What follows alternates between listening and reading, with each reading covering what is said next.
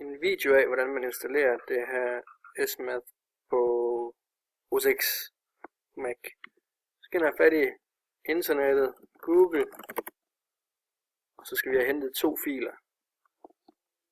Den ene, det er noget, der hedder Play on Mac, og der går man ned her og finder den playonmac.com, downloads,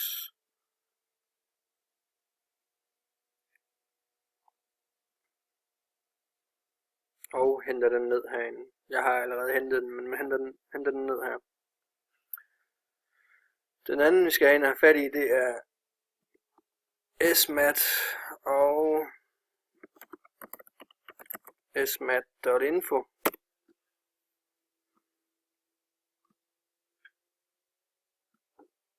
Og der skal man lige have fat i den her desktop udgaven. Den har jeg også hentet ned, men det kommer bare hernede i overførte filer.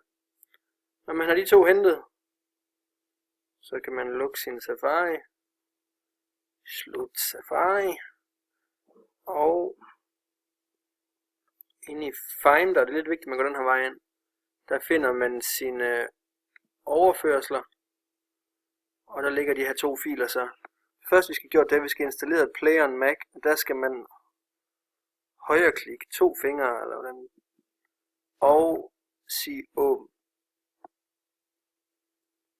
Nu har jeg haft den her åbnet før, så den klager nok ikke. Det kan godt ske, den klager, men så skal man lige sige, okay, gør du bare det. Jeg trækker den derover i. Og så sker der lille sager.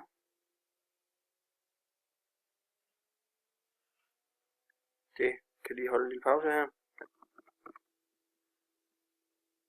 Så har den fået det gjort. Og inde i min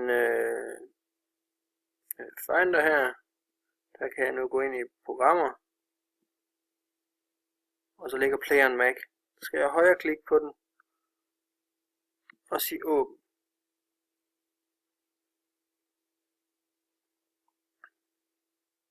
Så tager det lige et øjeblik her.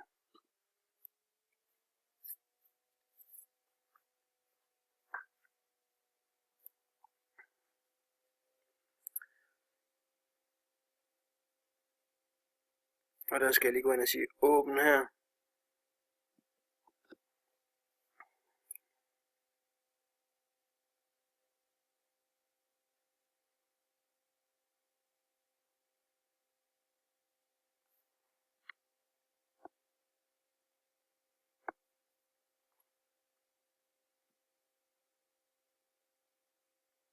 Og når den engang er færdig med at stå og hoppe og danse dernede, sådan der.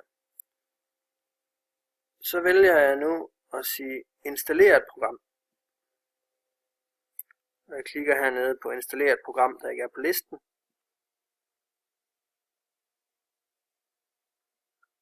Og bare næste her, næste der. Næste.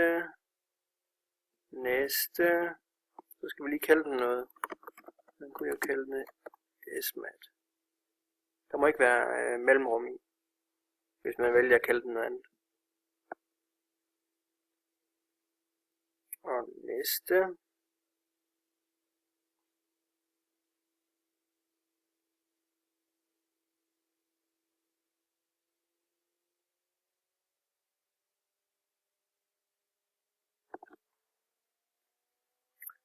Der er lidt ventetid her.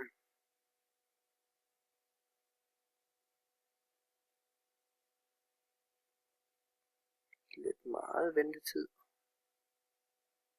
Holder vi lige en lille pause. Så blev den færdig med det. Klikker man på gennemse. Og går ind i sine overførsler. Og finder den her SMath fil. Åbn. Næste.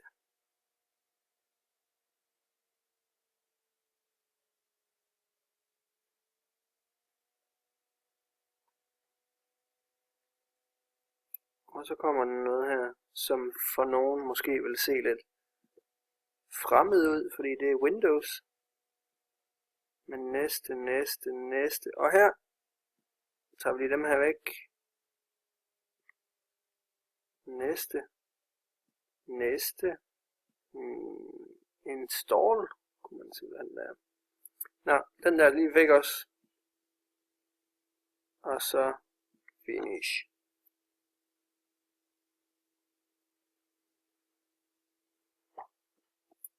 Så vælger man den her. Og siger næste.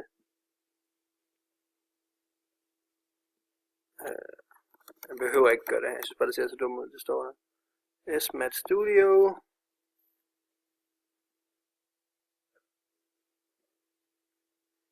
Jeg har klikket på næste, det tager bare lige lidt tid. Og den der, jeg vil ikke have flere genveje. Så er den kommet her. Så klikker jeg en gang på den og trykker konfigurer. Går op i install components. Og så vælger jeg trykker det på G, den der hedder GDI plus. Installere. Det tager lige lidt tid. Det er ikke så slemt igen med den her.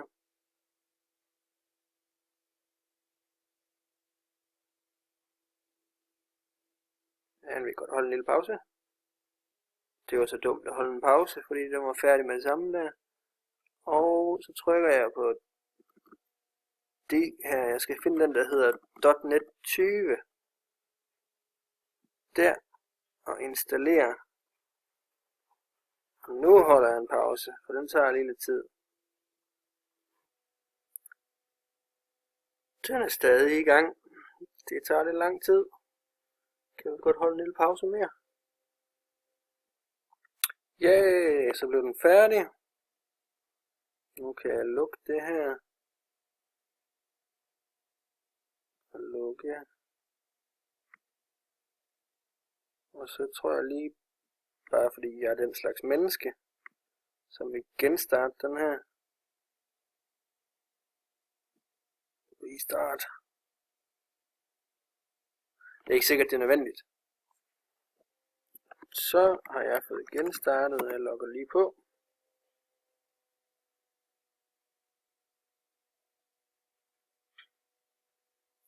Og